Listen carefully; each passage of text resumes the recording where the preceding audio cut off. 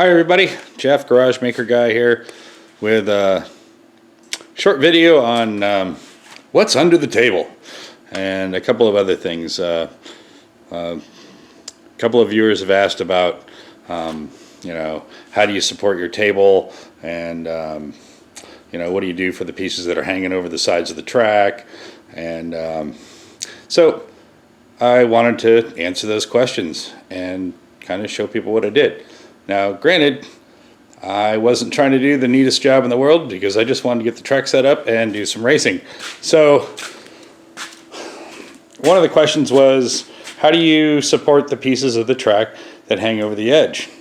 This is all on the table, so that's not a problem. But when we come around here, well, actually this hangs over the edge a bit, but the supports for the actual track for the bank turn are screwed into the table, so it wasn't really necessary to do anything structurally over here. And when I add the scenery, I will have that mounted onto some thin, like 1/4-inch plywood, but that's all going to just be holding up foam. Again, there's really no weight involved. However, when we get over to this section where this piece of the turn is hanging over, and I just simply put a little 2x4 underneath here, and then I put another piece of 3/4-inch pine or whatever, and I kind of radiused it and gave enough room for the supports for the bank turn. And in this case, as we move over, this section, as you can see, comes out of the track pretty significantly. Right, this is probably close to 20 inches. So what was required for that was, again, another 2x4 up against the edge of the table, and then I put one kind of sticking out there, and then I put this curved piece of plywood over the top to match the turn, with a little bit extending past the track, for scenery or guardrails, or if people walk by, they'll bump into the wood and not the track.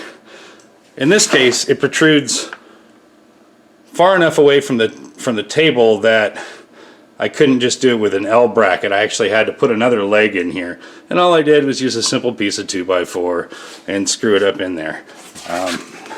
So back underneath the track, since we're over here, so you can kind of see, sorry for the bad camera angle, but I have an 8-foot Valley Coinot pool table that's underneath here, and that's holding up most of everything. But to provide proper support, I added one leg in the middle, then of course in each of the corners. Over here, as we get into this turn, this hangs over, I think it's about 8 or 10 inches. And the slot car track really isn't very heavy, neither are the cars. So all I did here was put some steel L brackets in, and another piece of, I think it was just plain old shelving, 1-inch, a 1x8 or something like that. And that was more than enough to provide the support for the track.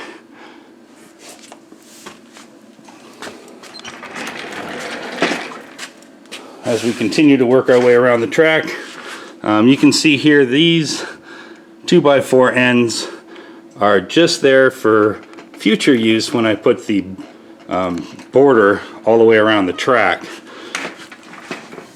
to protect the scenery. But this one I just used little shelving brackets and another piece of plywood, and over here I used a tiny L brackets just to provide the support for that. So nothing special, nothing fancy, nothing expensive. And then this is the border that will eventually go all the way around the table. But that's pretty much it. Had a couple of questions about the wiring that I do, and so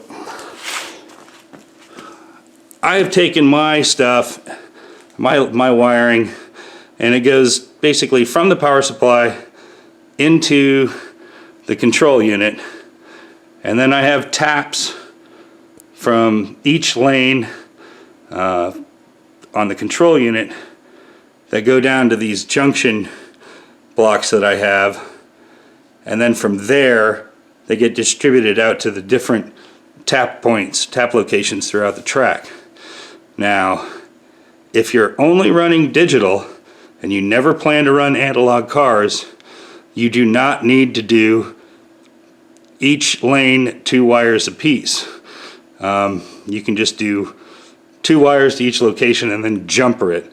And what I mean by jumpering it is, and this is just an example, you can take, you know, 1 wire. Of course you would do this for both conductors on each lane, but this is just one. So you would come in and just jumper it across and go to the other lane. So you only need to run 2 wires to each tap location and then jumper it off. I solder my stuff. In this example I did not use heat shrink, but on my track I do use heat shrink to just protect that electrical connection there, and it makes it look nice. So that's pretty much it. One thing to note, you want to make sure that you get your polarity correct at each tap location. And with digital track, the internal wiring that connects these lanes together, and it does, and this at the control unit, at pit lanes, at these lane change sections. And so if you're trying to measure the resistance and making sure you don't have a short, it can be deceiving because there will be connectivity there. So you just want to be aware of that. So just be careful. I know with the turn, with the lane changers that take place in the turn, they measure a little bit differently than the straight ones do. So just you know, take your time, be smart about it. What I'm going to end up doing is not only have I isolated all the power lines going to the track, but to accommodate for these lane change sections and these digital sections that actually tie the lanes together electrically, I am going to be putting in remote relays or switches to pull that out of the equation when I switch over to analog, just so I don't rely on a diode or something else to protect the electronics, because you get a bunch of modified analog cars on here and it's going to draw a significant amount of current as far as for a slot car goes. So anyway, hopefully that answers those questions. And yeah, these are the brackets. I think these were Lowe's. I think they were $1.99 or something like that.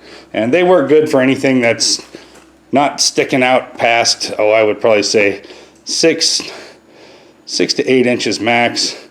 And of course, if it's something that people are going to lean on, or it's going to support a bunch of weight, you're going to want to think about doing it a little bit differently, like I did with the large turn that's back there with the red guardrail on it that extends about 20 inches past the table.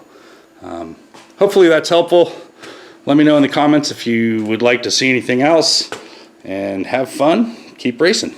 See ya.